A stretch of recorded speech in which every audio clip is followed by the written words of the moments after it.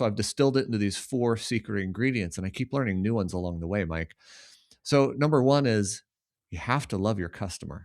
Yeah. I I'm just telling you, if you don't love your customer, how can you possibly think that you'll give them the best experience?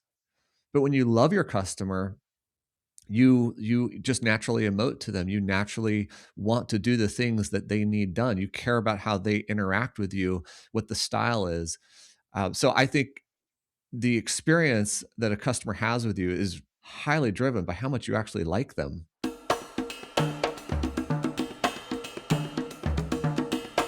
Hey there, it's Mike Langford. Welcome to another episode of the Modern Financial Advisor podcast. On this episode of the show, I'm joined by Richard Walker, co-founder and CEO of Quik, with an exclamation point. Rich has spent over 2 decades solving one of the most frustrating pain points in our industry, forms and paperwork. But this conversation goes way beyond that. We dig deep into the 4 pillars of creating exceptional client experiences, why loving your clients is a non-negotiable, and how AI is transforming not just our workflows, but the fundamental human aspects of advisory work. Rich also pulls back the curtain on some game-changing technology that his team is building that could revolutionize how advisors onboard clients and move data through their practices. Now, before we get to the conversation with Rich, please do take a moment to subscribe to the Modern Financial Advisor podcast on Apple Podcasts, Spotify, Amazon, the YouTubes, or wherever you like to get your podcast jam on. And if you have a question or a suggestion for a topic or a guest for the show, hit me up. I'm basically at Mike Langford everywhere on the internet, or you can shoot us an email, podcast@finsermarketing.com. Okay, let's jump into the conversation with Rich Walker. Well, Rich Walker, so wonderful to see you. Welcome to the Modern Financial Advisor podcast. Mike, thank you so much for having me today. It's my pleasure to be here. I'm psyched to have you here. It's funny, like we almost should have done this in person because you're in the Austin, Texas area. I'm in the Austin, Texas area. We could have just been hanging out, eating barbecue, and recording podcasts there. So maybe in the future, that's what we'll do. We should just do that anyway and add it as a prologue to the clip. They're making it easier now. I've had a couple of over the years. I've done a lot of podcasts, as you have, and I've done a lot in person at places. We used to actually record a show a long time ago called Nom X3, as in nom nom nom, like lunch tastes good, Nice. nom nom nom. And we'd go out to lunch and we'd film ourselves having lunch, and it was effectively a video podcast back in the 2008 range, 2008 2009 range. Oh, cool. And since then, I've actually recorded a couple of live shows. Audio is always a challenge, but they're making that easier. They have these nice little clip-on microphones now where you could actually put that on, and like they do great for noise cancellation. So maybe barbecue podcast is the way to go at some I've point. got a couple of those digital mics, the Yeah, lavalier mics. My wife yeah. set it all up for camera and video, and I mean, she could be our video editor. The whole works. Yeah, There we let's go. do it. I'm feeling it, baby. This is good.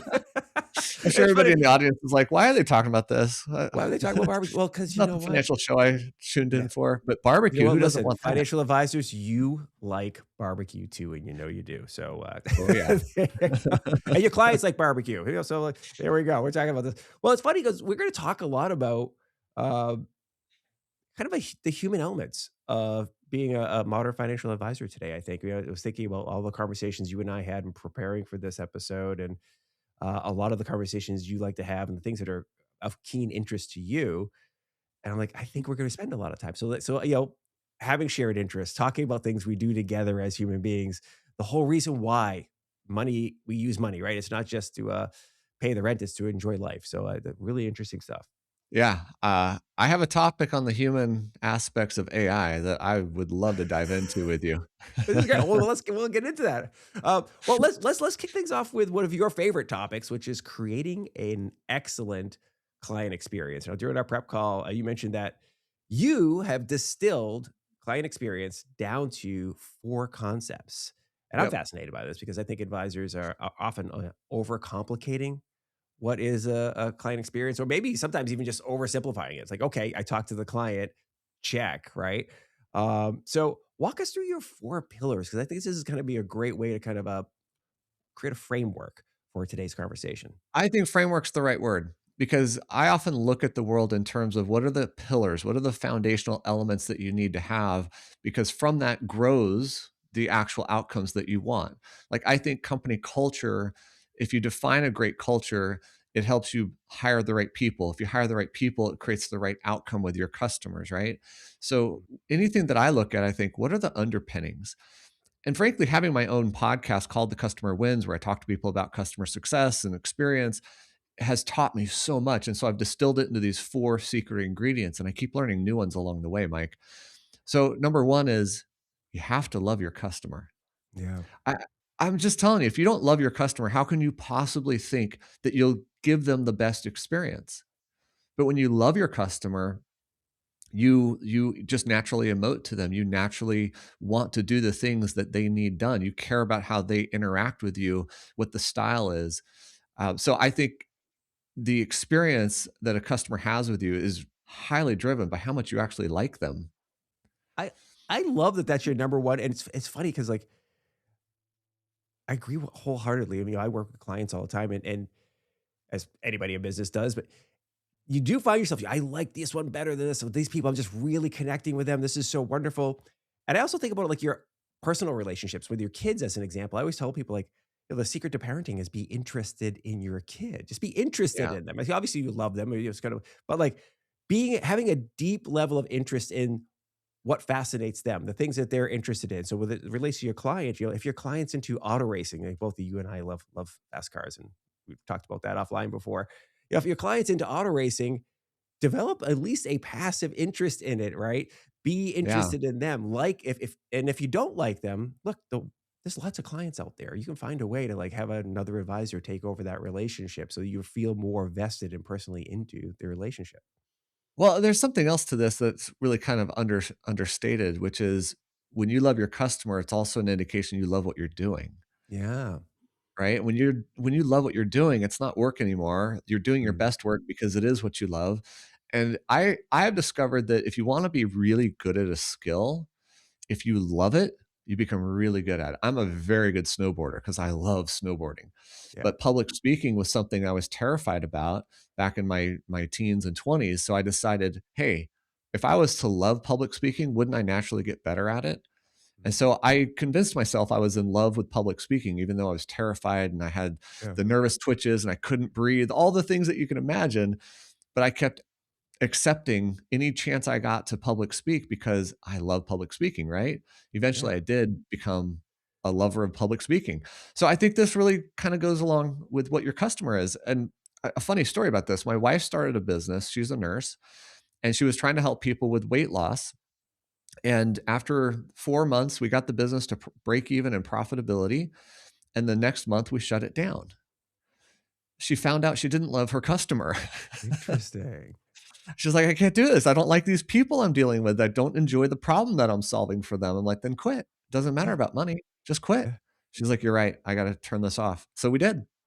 Dude, life is way too short to spend it being miserable and spend it around people you don't enjoy spending time Yeah. with. Right? We've all been there. We've all had jobs in the past or a client that's just so exhausting. And you're like, I just don't know if I could do this every day. It's like, you will find other clients, right? For Yeah. if our target audience here are financial advisors, like a successful financial advisor, most of them have 100 clients or less, right? Mhm.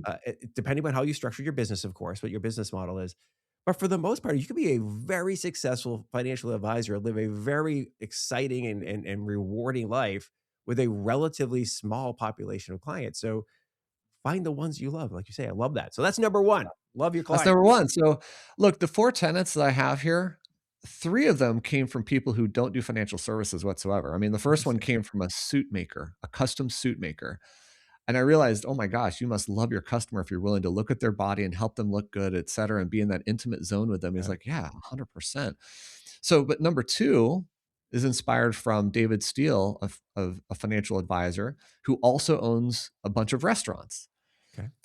Okay. And his is, or really what I distilled from it is, be your first customer. Oh, And I was thinking about this in the context of food, because when you love certain foods and you want to experience it more and more, you are the customer for that food. So he built restaurants for himself. Like, he was very selfish about it. Like, I really just want this experience that I want. yeah. And I love that concept too, because I mean, look, I started a company about forms. I'm pretty sure when I was 12, I didn't raise my hand and say, when I grow up, I want to do forms. This stems from a problem of I didn't want to do forms, so I was the first customer of my product. Yeah. And so I think that's a really great way to start your business, as well as a great way to keep yourself engaged in your business. It also helps you see the problems that you're solving for your customer Yeah. natively. I like it. So solve your own problem is one of those really it's a kind of like a timeless thing people talk about, especially in entrepreneurial circles, like solve a real problem, one that you experience or have, kind of the old eat your own cooking type of mentality type of thing. I also think it helps when you're acquiring new customers too, right? Like, 100%. um, Yeah. I'm not sure if anybody's ever taken like a sales training class will hear the phrase. It's kind of like a response to an objection or whatever. It's the feel, felt, found. I know how you feel, Rich. I felt the same way, but here's what I found, right? So I've experienced what, I feel you. I've experienced the same thing. Yeah. Here's how I solved that problem. Uh, it creates a connection that just instantly, you know, transforms the relationship. Ironically, this is why I quit being a financial advisor. It's one of the reasons. I joined my mentor in his practice, and his customers were all at retirement age. They had kids who were my age, college or graduates, and I couldn't relate to them. I didn't have kids yet. I hadn't gone through Mm, the life experiences they had gone through. So I couldn't really feel the pain, the friction, the challenges they were facing. I could just academically look at it. yeah. And that didn't feel right to me. Forms, Mike, when's the last time you filled out a form? Yesterday? 2 Right. weeks ago? I'm sure you Yeah. filled one out in the past month. Right. Everybody has that problem. It's easy to relate to. In financial services, I've been a financial advisor, so it's easier for me to relate to the challenge that advisors Mm, face at growing their business. And I'm trying to translate that now into other industries that we work with because forms are universal. But I really admire other people who are leaders of their company who don't just take, "Oh, I've got the throne, you guys do all the work." They get in and they see the problem, they talk to the customer, they understand the challenge of the customer, and they feel it. So they really understand it. Let's go to number 3, yeah. Let's please. because this parlays and segues into number 3, which is you need to be on your customer's team. Mm, And I really think about that in the sense of, if you're sitting across the table from your customer, are you on their team or are you on your side? What if you switched your interesting. chair and actually sit next to them and see the problem through their eyes, see their goals from their eyes, and not try to sell them anything? Instead, try to help them solve the problem that they've enlisted your help with. I think part of this also for me resonates from a book I read, Donald Miller, I think it is, the Building Your Story brand. Okay. And it's just this great book in terms of, if you think about how stories are laid out, you typically have a hero on a hero's journey. Yep. Okay, but you and your product are not the hero. Your customer is the hero. You are the trusted guide. Yeah. So be on your customer's team, be their guide, help them become the hero in the problem solving. And if you can help them, you can. So I say this to customers all the time. I don't want to make a sale for the sake of making a sale. We're either right for you or we're not right for you. Right. Let's make a high quality decision together as to whether we can solve the problem with you. So I really think being on the same side of the table with them, asking lots of questions, seeking to understand first, helps you do better in your business. I really like that, and I think as a population, as a business, financial advisors are probably more in tune with that than other businesses, right? Because it's less Oh, for sure. transactional, right? Like back in the day when they were called stockbrokers, not so much. I was about Mm. slinging product, baby, right? Like getting you to buy this and now sell this and now buy this other thing. So that was different. But in a day and age where you are a financial advisor, that guide, as you described, you are like, inherently on your client's side of the table, right? Like you reap rewards, long term rewards by working with the client, making sure they are achieving their goals and helping them, navigate things. This also translates back to how your team interacts too. Yeah. So I love this industry because this industry truly cares. Yeah. It's so rare to meet a financial advisor who doesn't actually care about their client Right. or the outcome of their client. And I think team members want to feel this as well. They want to be on the same team. So if you help them understand the impact of their role on the customer experience, et cetera. And I'll just use my own examples. My forms team, the people who build and manage the quality of the forms, they actually understand if they build the form wrong, Yeah. it could mean a bad transaction to the customer. Imagine your money goes in the wrong spot because the bank account number field was truncated or wrong or something like that. Getting the form correct has a huge impact on the actual client getting their money transferred or moved or uh, transacted in whatever way Yeah. is happening. So our team doesn't just think, "Oh, I have a job to build forms." They understand they're having a real impact on customer experience. You know what's funny? It takes it out of the way you just described it. I see is awesome. It takes every member of the team's mindset out of task-oriented things to do versus participating in helping somebody achieve a thing, right? Yeah. And it's funny because, like, you could I'll bring it back to the home life type thing again, right? You know, filling out forms or printing out something or helping or just doing stuff versus, "Oh, I'm helping my wife," or, "I'm helping my son or daughter do a thing." Now I'm like, something transforms in your mindset from the task that has to be done versus like, "Oh, I'm going to help this person, you know, through this experience," right? Make their life a little easier or help them achieve like, get that grade they wanted to get on the project because we helped them get all the supplies they needed to make their project for school or, you know, get to training so they can do well in the tournament or whatever the thing is going on. So it's, I really like that. Transforming your mindset around facilitating things for your client. Yeah, I wanna offer one other aspect to this. It's really helping your team see the value of their work. Yeah. And look, I'll bring this back to the household too, because I love this concept. My wife is pursuing a nurse practitioner master's degree right now. It's grueling. It is such hard work for her to do.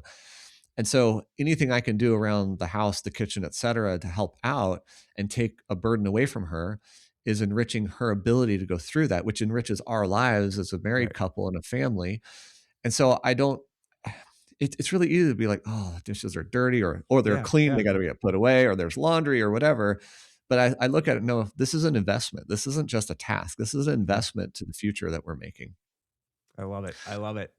All Number right, so number 4. 4. Let's do Number it. 4, I love this one on a very personal level because of what it means as a father, but I'm gonna talk about it first from a business standpoint. So number 4 is know and enforce your boundaries.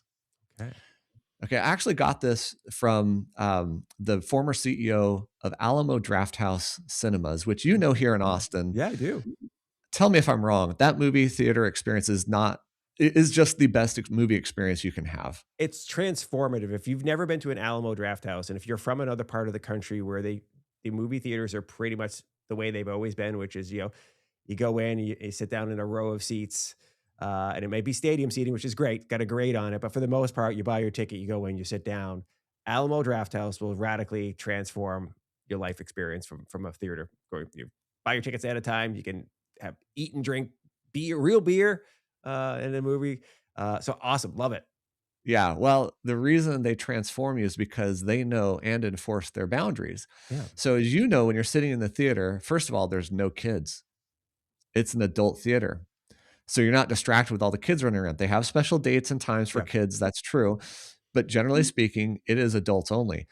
When they finally finish all the previews and they say it's time for the movie, they set out the rules. They say, "You've entered the no talking, no texting, no Yep. light zone. Yeah. All phones must be put away. You will get one warning or we're going to kick you out." Like, Yeah. what? I'm going to get kicked out of the movie theater? Yes, they will kick you out of the movie theater. Because they know they set the boundaries, customers now have clear expectations. Yeah. Mike, I have an expectation that you're not going to shine your light and flash your camera and talk to your friends while I'm trying to enjoy this movie. And I get to enjoy that expectation because the boundaries are enforced. Yeah. So when you do that for your customers, when you set expectations, look, I think financial advisors, there was a traditional way of saying, I only work with clients who have $1 million net worth or above, Right. right? That's one of those expectations and boundaries thing.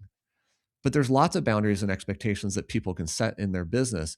I like to look at it and say, dear customer, here's what I can and cannot do. It's called transparency. Interesting. And a lot of people don't do that. They're like, "Oh, my product, my service, it can do anything. Yes, yes, yes, yes." No, don't say yes to everything. Say exactly what it is you can do and what you cannot do. My company does 3 things exceptionally well. We don't build custom software. We don't do professional services. We build and manage forms. We help you generate and sign forms. We help you extract data from forms, period. But those are boundaries. When you set those clear Yeah. expectations, people fall in line. Now, I'm going to bring this around why I find this to be really valuable. One of the greatest lessons that my mom gave me in becoming a new father 10 years ago was to help me understand that children feel love when they know the boundaries. Mm-hmm. And when there are no boundaries, they don't feel love. You can look at all the entitled kids who get everything they want, they're spoiled like crazy. They actually just don't feel love. They Yeah. don't feel the boundaries. But the kids who do, yeah, there's friction. Boundaries, they're walls. My gosh, my kids butt up against those walls as often as possible. But when they understand the rules and the boundaries, they feel safety. They Yeah. feel trust. They feel like they know what to expect. And that, well, hey, if it creates love with your children, what do you think it's doing with your customers? Yeah. I absolutely love it. I like that perspective that your mom gave you. So props to your mom for giving sage advice. Cause I've always said the same thing. Like a kid, you can tell a kid who's never told no.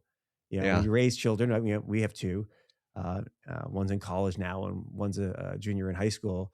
But so I've had lots of experience of being in the basketball, gym or whatever, where the kid who like that kid never gets told no. And you can just tell. And you can see the parent almost like struggling with what to do. And you're just like, pull your kid aside and let them know, "Hey, that's not happening right now." Right? Right. So as I Right. always tell people like, "Listen, my kids, it's 99% hugs, kisses, I love you, this is great, wonderful, all that type of stuff. But I have one rule and one rule only.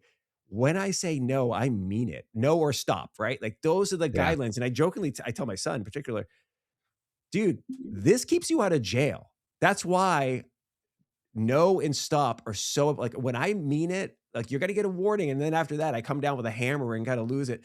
Because why? Like, if you don't understand no and stop out in the real world, it Mhm. can get you into really big trouble, right? So long as you can obey the kind of the stop Yeah. sign, if you will. But, it's funny you mentioned, like, taking it back to the client side. We've all had the client, and it doesn't matter what industry you're in, who doesn't know boundaries, Yeah. who thinks it's okay to call you, let's just say on Saturday morning while you're trying to have time with your family time with your kids, or they're texting you late at night and you're like, I'm trying to enjoy a movie with my wife or whatever. It's like there are boundaries, right? And that's a simple one that everybody can probably relate to, but that's going to shape the rest of your business, right? Understanding what are the boundaries, what are our hours, right? Mhm. What's the expectation for service level, response time, all that type of stuff. What are the types of clients we like to work with? Like, because it's not just, as you said, how much money do they have, what industry they're in, but like, what do they like to be around? It can be a likability thing, as you described earlier, but it could also just be like, what's their behavior set, and is it compatible with what we do? So I think in our world, especially in America, we have heard our whole lives, the customer's always right, put the Yeah, customer first, right? But boundaries are the opposite side of that, right? You can say the customer's always right, but only within the boundaries of your business. It makes no sense to return tires to Nordstrom. They don't sell tires. But they were like, "Yes, you're right. We'll take the tires back." I think they quit that practice finally. So I think it's really important for you to look at your world and say, "This is what I can and cannot do for my customers."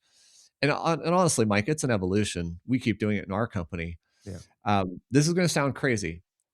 We have had a customer satisfaction score for the last 3 years between 99 and 100%.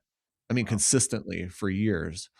I finally said to my VP of customer success, "Don't you think that's too high? Does that mean we have no boundary?" Right? We're willing to do Yeah, anything and everything at all times as fast as possible. And she's like, "Huh, maybe it is doing too much. Maybe it is putting so much extra yeah, stress on our team and our ability, and we can't scale this, beyond a certain point." It's not like I want to do harm to my customers or less satisfaction, but there's something else in this, Mike. Boundaries are a way of saying you teach people how to communicate with you. Think about this conversation. Like, I'm Mm, looking at the camera so that you see eye contact, even though we're remote. What if I was looking down for this whole conversation and just yeah, kept looking down and barely looking up? How would it make you feel? And then how would that make you want to communicate with me? right. Always teaching each other how to communicate with us. And it's the same with our customers. So these boundaries or these guides or rules or however you want to call them are part of your methodology for teaching customers how to communicate with you. So when I say our customer satisfaction score is so high, part of the problem in my view is we haven't trained customers how to figure problems out for themselves, which makes them dependent on us, which means it takes longer for them to get the answer and they Yeah. don't move as fast in their business. And while it sounds like I'm going to let them down by having a lower satisfaction score, the truth is I'm going to help them go faster because they actually just want to solve it themselves. They don't want to depend on an email response or a phone call. I absolutely love that. And it's so funny. I'm going to shift gears to this into some technology related stuff here in a second, but I absolutely love like you took what is a very positive stat, if you want to call it, or measurement of your business. And you're like, that's awesome. What can we learn from that? The instinct is to learn like what it says is we're awesome. It's like, yes, you Right. are. However, you might be a little too awesome, right? And you don't have the right boundaries. One thing that kept on popping in my head was I'm gonna use a basketball analogy. Uh, Coach Calipari in basketball used to coach Kentucky. Um, he said we're not making enough turnovers once about one of his point guards. And people are like, what? He's not turning the ball over enough? It's like, that means he's not being aggressive enough. He's not pushing hard enough. He's not, being assertive enough. Well, all that type of stuff. He's only taking the safe pass. He's only doing the Yeah. safe Right. move. And so he's not, in a business perspective, you're not innovating enough. You're now staying in your lane. You're like, look, I've gotten really good at this thing. I don't want to do the other things because it's impossible to be 100% awesome at brand new stuff. If you're constantly innovating and moving your business forward, you were going to stink at some things for a Yeah. while, right? Right. Yeah. I thought about this with snowboarding. I got to a point I never fell. The only Yeah. time I fell was at the ski lift when somebody knocked me down. So I'm like, I'm not pushing my limits here. I'm not really Yeah. expanding my capabilities. So look, if you don't mind, Mike, I'm gonna give a shout out to somebody. Let's do it. Sarah Vogelsanger of United Planners is the one Okay. who brought this to my attention. She doesn't even know this. But in a conversation with her, I was saying, yeah, we've have all these great metrics. Our CSAT score is 99%. She's like, Rich, Yeah. that's awesome, but why don't you answer your phone? I'm like, huh? She's like, I've called and Oh, you guys don't answer. So your email CSAT score is great, but your phone isn't. yeah. I was like, oh, don't get blinded by the stats. What does this mean? And I would go back to my team, like, we're not answering the phone. What's going on? Yeah. Anyway, I so appreciate this kind of feedback from customers who are willing to just tell it to you the way it is.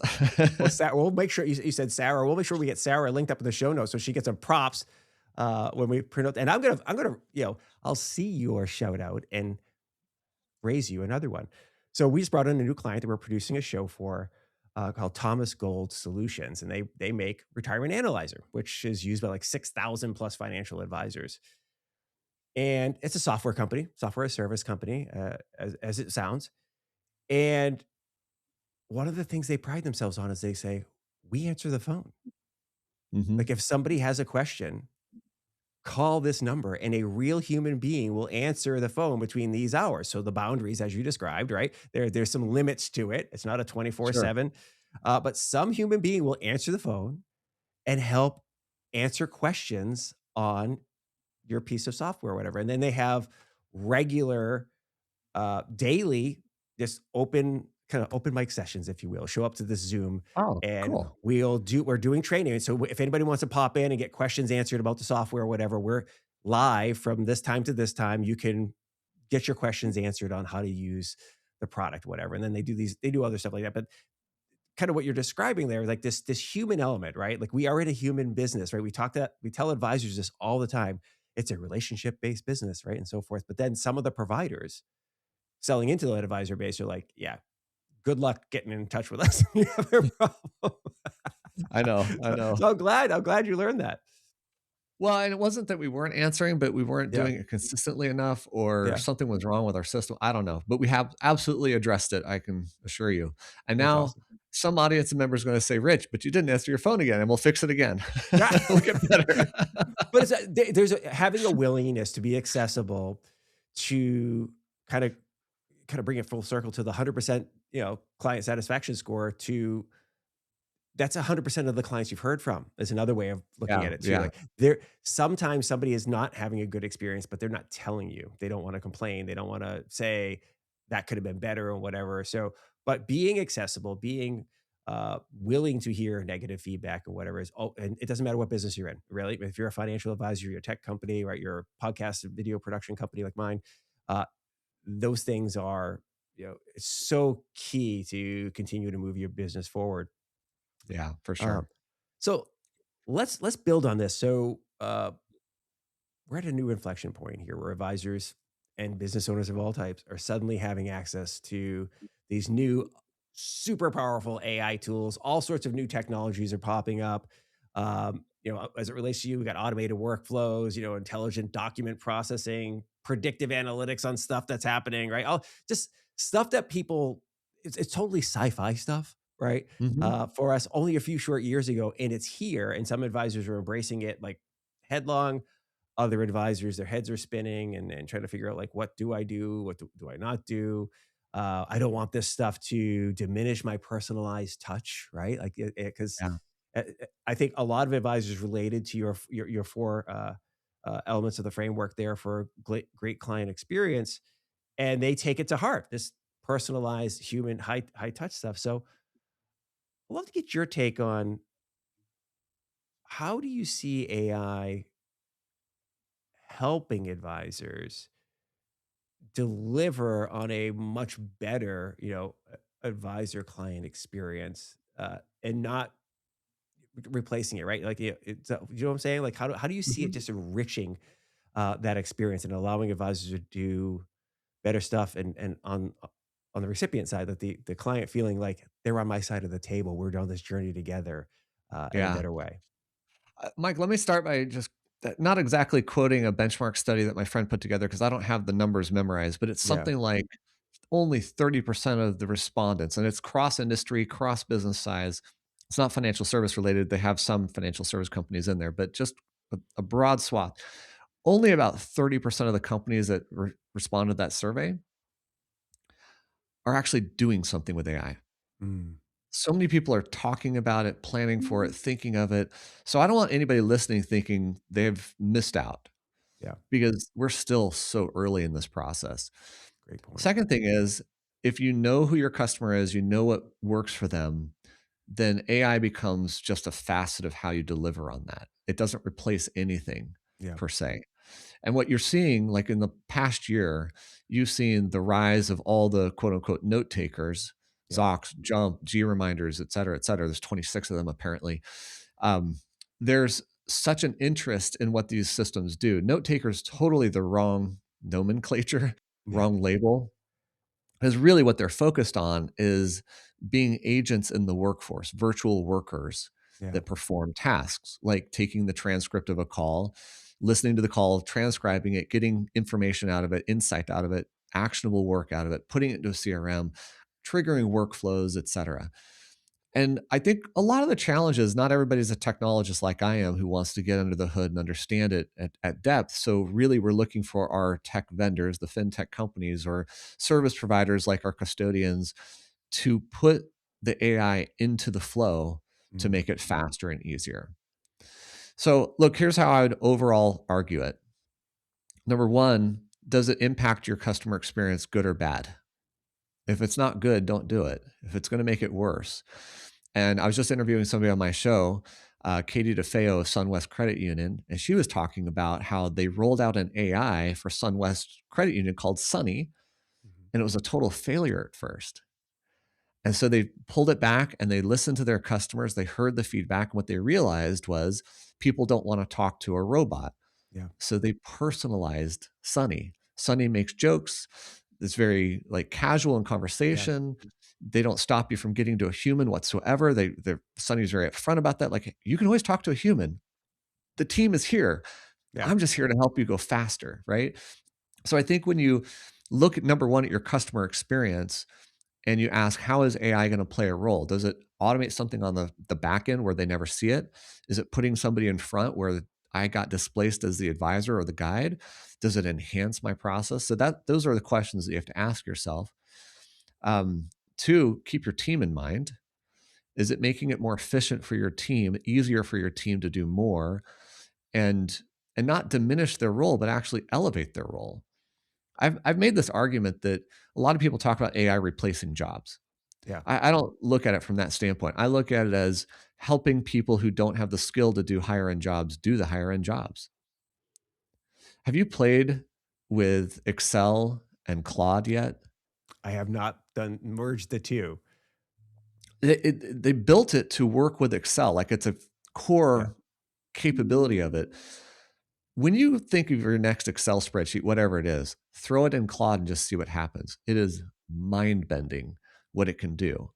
It can do 5 weeks of analysis in the next 2 hours for you, Yeah. and you iterating and going faster and faster. So my point to all this, we all love Excel spreadsheets in financial services. Would that diminish the value of your business or enhance it? I Right. think that greatly enhances it because you can do more and you can take somebody who's not necessarily an Excel expert, but who's in the role of saying, I need to take this data and do something with it and enhance their Excel skills because Claude is doing the heavy lifting now. It's Yeah. like putting on the armored suit that makes you run faster and punch harder, makes you a superhuman if you use it the right way. Yeah. I mean, one of the things you sort of described it in some ways. One of the things I love about using AI tools is it helps me iterate and think through things faster, right? Yeah. The same way as one of the values of books, right? Of reading a book is some other person took all this time to go do the research, to study this topic, and then more time to sit down and condense it down into 100, 200, 300 pages if it's a big book, right? To take Yeah. all that stuff. And then they oftentimes have footnotes and endnotes, like here's where this information came from, right? So when I think about some of the AI tools, as you know, whether it's with Excel or doing research stuff, like as an example, when we prep for having a guest on a podcast, it's like we're plugging certain information. Like here's the guest website, here's the guest LinkedIn profile, here's some information here's some of the things we want to talk about. Plug that into Claude or ChatGPT or whatever, give us some summaries of that stuff, right? So now I have some information that I didn't have to go spend 3, 4 hours reading deep dive, right? Oh, by the way, we recorded our prep call. Great. Take the prep call recording, put it in here. Here's a podcast they were on, transcript for it. Like, so we get like all this rich information and it helps have a vibrant conversation. Uh, I think the same thing is true in every business, right? There are things you're Mhm. doing or not doing, right? Whereas a conversation, as I just described it, you might have just maybe winged it or whatever, but instead it's Yeah. like, "No, I've got some extra awesome stuff about this person. I know more about them. I'm able to be a little richer and deeper on the topic or whatever that I just wouldn't have had the ability to do before." It's awesome. I think there's 2 aspects to AI that are playing out right now. One is I'm getting AI as a tool set, and it's helping me in some facet of the business like automation or like the note takers doing that level of work, updating the CRM, eh, routine, ongoing stuff, right? Okay, that's one side of it, and we want more of that. We want more agents, Yeah. more agentic workflow, et cetera. The other side is the personal use of a chat GPT or some large language model where you're having some kind of dialogue. And so here's the other side of this equation.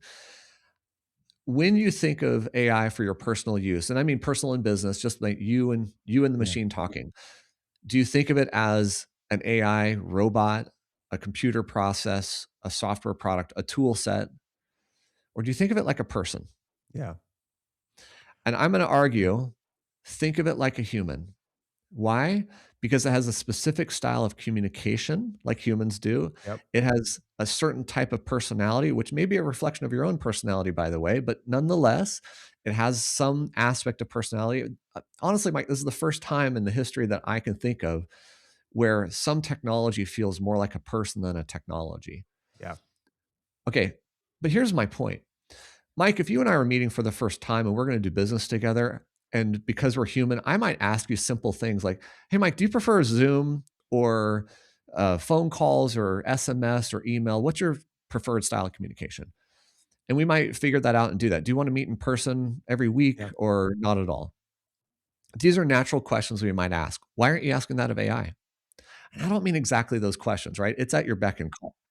But if you were to think, hey, AI, what's the best way to communicate with you? It'll tell you. If you ask the AI, how do you think? It will tell you. So here's one. Everybody knows AI wrote it if there's the long dash with no Yeah. The M spaces dash. between Yeah. two Yeah. words, the M dash, right? Do you know how to get rid of it? Because I do. You can tell it, right? Can't you? You just say, don't use No, those. no, that doesn't work. You can put it in your prompt, don't use M dash, and it will produce M dashes like crazy and then tell you it didn't use an M dash. Yeah. Have you seen that? It'll tell I you, have no, I not, didn't but use yeah. it. Yeah. I'm like, clearly you used it. Yeah. So I went through this iteration. I saw somebody give out a prompt to get rid of the M dash. And I'm like, oh my gosh, I'm so excited for this. And I go use it and it didn't work. And I'm like, huh, why doesn't this work? So I started a dialogue with the AI like it's a human. And I said, hey, I've given you everything that I'm supposed to give you to make this go away. Why isn't it why is it still coming? What is your thinking process that makes you want to use an M dash? That was the breakthrough. It said, oh, I have a 3-phased approach for writing. I do the analysis and planning, then I do kind of a drafting mode, and then I actually write. By the time I've written, I don't know what I've written anymore. I'm just outputting to the screen. And your prompt is telling me to change the output to the screen. What you need to do is tell me to plan not to use the M dash. And then in drafting, if you see yourself Interesting. using the M dash, restructure it to not use the M dash. And then when I finally output, I followed all the rules, but you're not giving me any rules pertaining to the first Interesting. 2 steps. My point is, would you have known that if you don't ask that question of AI like a human, you would ask, why are you doing it this way? Yeah. That's really fascinating. I love that. It's nerdy in like the most perfect way, right? Because you start to think about like, how did you train employees, or how were you trained on doing something that you do and that you've become a master at, right? Yeah. If there's another person training you and helping you, they were pointing out things and watching you do something, and they might have asked you a question like, why'd you do it like that? Like, do you notice this is way easier to do it like this? And you're like, Mhm. oh, or way less dangerous to do it like this, Right. whatever job you're in. Like if you're, yeah, I had a couple of jobs when I was a young guy, like working construction when I was in college, that type of stuff. Like, yeah, and somebody's telling you like, no, don't ever use a nail gun like this, use it like all that type of stuff. Uh, that's Or the fascinating. opposite, Mike. Sorry, I'm gonna bring in a conversation before we started recording. We were talking about the dishwasher, Yeah. right?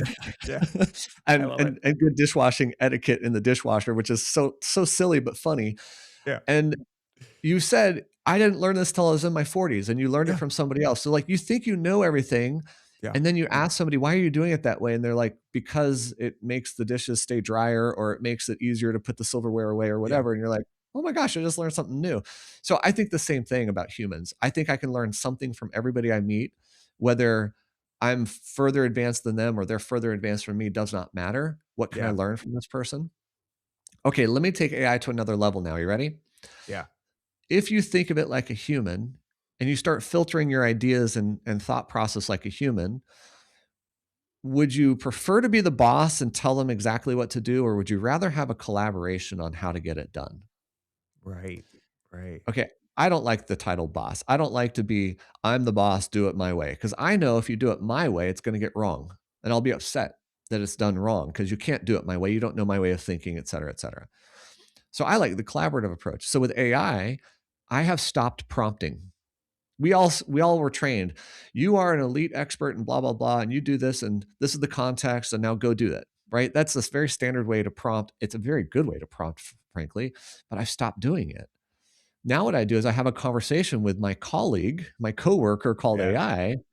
I got this problem. I'm trying to figure it out. I want you to help me solve it. Let's have a conversation about it. So we have this conversation. It goes back and forth, back and forth. We refine the concept. And then I turn around and say, hey, you write the prompt. Based on everything Interesting. you know, what we've Yeah. come to, you write the prompt. Now I'll take that prompt and go to a different AI session or even a different model, and I've got this really excellent prompt. So what's also amazing about this is if you ever try to say, write the prompt for another AI specifically, you'll see a totally different structure of prompting than you've ever seen before. To the point where it may look so technical, you're like, I don't understand it. Usually it's bullet points and bite-sized Yeah. information that's structured in a way you would never think to do. But again, this goes back to that question of how do you like to communicate? How do you like to operate? What is the best way to talk to you? And if I can get AI to tell me that, and then I can give it to it, give it the information it wants and the way it wants it, how much more efficient, how more effective is that? Yeah. Okay. So this then turns brilliant prompts out that I could never have written. I mean, long, concise, et cetera. I'm just blown away with what they are. Because I'll show you one other thing. If you give the same prompt twice to an AI, you're likely to get two different results. And I've done this because Yeah. as a technical thing, I'm like, why did you do it two different ways? And its answer was, well, the first time I ran it, I didn't know if you wanted to optimize for cost or speed. So I optimized for cost. The second Yeah. time I optimized for speed. Oh my gosh, I didn't put that in the prompt. So that's why I don't prompt anymore. I have it ask all the questions it needs to come up with the ideal prompt. I love it. I love it. You know, it's so interesting.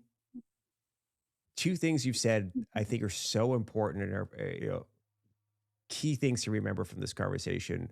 One is this is so new. We are at the dawn of this, Yeah. and the second is really talking about the conversational nature of this, and we should embrace the conversational nature more than the instructional, nature, if you want to call it that. And I think you're so right. It's it and this kind of comes back to where one of the things I've heard a long time ago is like, leaning into trends, like learning how to surf a trend, versus fighting the tide. Where we're going to have some people who are like, I don't want to use AI. I insist on everything being in person in this way. And there will be customers. So, look, you only need 100 clients, right? There'll be clients who want that. They want to have a 100% human centric interaction.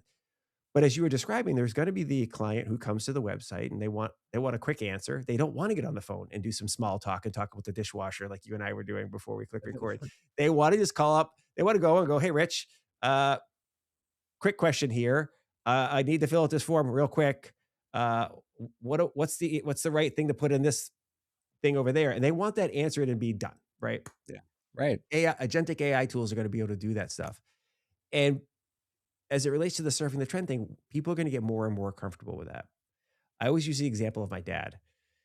When uh, cell phones first came out and texting started to happen and social media started happening, my dad used to be like, if I want to talk to you, I'll call you. I'll just pick up the phone and call you, right? Right. And that Right. type of stuff. And now it's like, dude texts me every day, sends me a video of his on his walk every day, and I respond with a video on my walk after. So like how quickly that happened. Like, the iPhone, the first generation iPhone came out in 2007 and it did not have a front facing camera on it.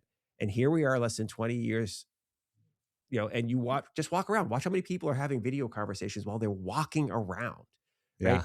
It happened quick. And it's not just young people, right? It's people of every generation are doing this, like my dad, older folks are doing it too.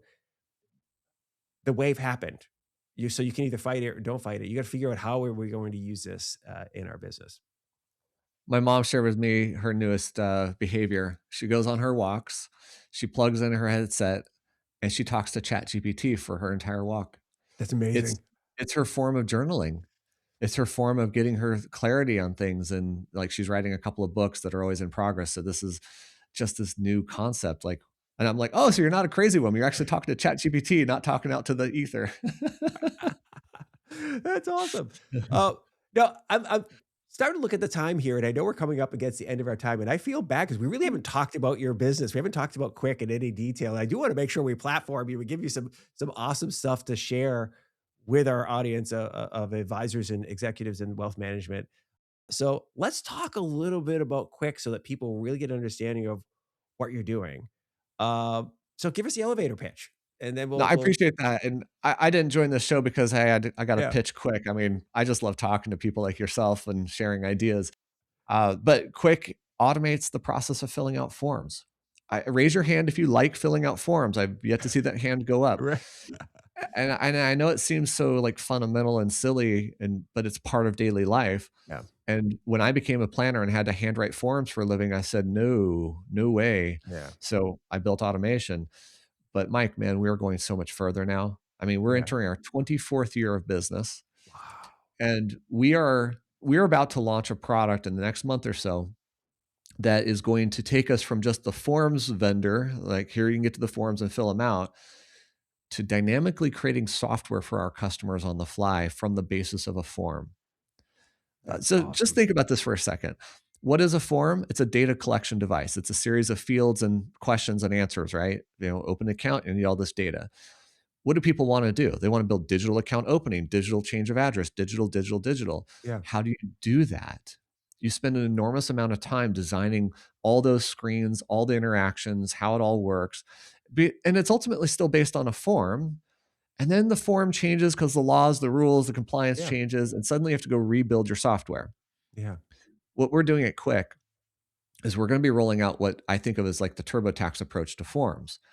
We're going to give you all the data necessary to represent the document, the fields, the layout, the sections, the pages, everything in the flow and the order, give you the data so you can dynamically render the screens that represent that information on the fly.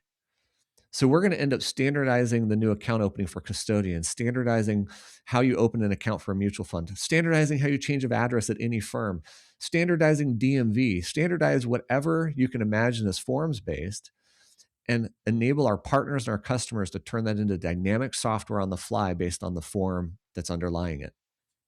That is amazing. And it's so funny, you mentioned like nobody likes filling out forms, right? Like everybody, Yeah. like literally nobody. Yeah. um, but forms, I don't call it a necessary evil, but they're just a thing we need to do. But they also are, as every advisor listening or watching will say, they are a friction point of causing things to move slowly. Like I always tell people, if I met you today, Rich, and you're like, Mike is the best financial advisor in the world. I want to work with him. Awesome. It and you say yes today, it might be 2 months before your accounts have moved over and are in a situation where we're managing everything. It might take 2 solid months, and most of that is because of paperwork. Yeah. Yeah. You know? It is. I have a very, very big vision of where this can go, honestly. Yeah, And even though I've been doing this for over 20 years, I'm more yeah, excited about what we're doing today than I've ever been about my business. that's awesome. It's nobody gets excited about this, but I love what we're doing. And I see things that nobody else has ever been able to see about forms so that Yeah, we can transform how people interact with data and move data through systems and processes that have traditionally relied upon some form filling out. yeah, I've known for a really long time how to eliminate forms, but I'll tell you what, I cannot eliminate the need for data, yeah. but we can facilitate how that data moves and get the experience to be different. And that's, yeah. So our new product coming out is called Formstream. It'll go into beta soon. I'm not going to put a date because I don't know when the show Yeah, will come out, but yeah, it's going to be transformative for us and I think the world. I love it. Absolutely. Well, this has been a fantastic conversation, Rich. So people are going to want to follow up and learn more about Formstream. Quickforms.com is the website. We'll get that linked up in the show notes. You're active on LinkedIn. Yeah. Where else? You got your Customer Wins podcast, which is awesome. Regularly produced. I love it. Great stuff. Doing great work there. Thank you. Where else can people follow along? You doing anything awesome? You out there speaking, doing stuff? Um, I love to. I don't get to do enough of that. I will take every chance to go do public speaking. But essentially, I mean, Quickform CEO at LinkedIn is probably easy. I'm R Walker at quickforms.com if you want to email Perfect. me. My team, we have a big team. They're ready to help. But if you do reach out, give me a reason. Like, don't just spam me. Don't just connect Hey, with me. Rich, Say, Rich, saw I you want on to the meet you. podcast. That was awesome. Good to see you. Yeah. Fantastic. Well, Rich, this has been so awesome. Thank you so much for coming on the show. This was a great conversation. I have a feeling we're going to like continue this conversation for other episodes in the future and maybe over a barbecue. I was promised over barbecue. And I only live 2 miles from the Salt Lake barbecue. So come on down to my house. Let's go. I love it. All right. Thanks, buddy. Thanks for See ya. having me. Thank you very much for listening to and or watching this episode of the Modern Financial Advisor podcast. It's always fantastic to have you with us. Huge props to my man, Rich Walker, for coming on the show and sharing his wisdom on client experience, leadership, and communication, and giving us a little peek behind the curtain of what's next. I'm super excited about that. I'm also excited about grabbing some barbecue with my man out at the Salt Lick. It's going to be awesome stuff. So stay tuned. Maybe Rich and I will do like an impromptu sitting, getting our meat sweats on and drinking beer, barbecue type experience podcast out in the hill country. Be awesome. Awesome stuff. Now, as I mentioned at the top of the show, please do make sure you subscribe and leave a comment on your favorite podcast platform or YouTube. And if you have a suggestion for a guest or topic for the show, please do let us know. That's all I have for you today. Make sure you're being nice to each other. We'll see you next time on the Modern Financial Advisor Podcast. See ya. Bye.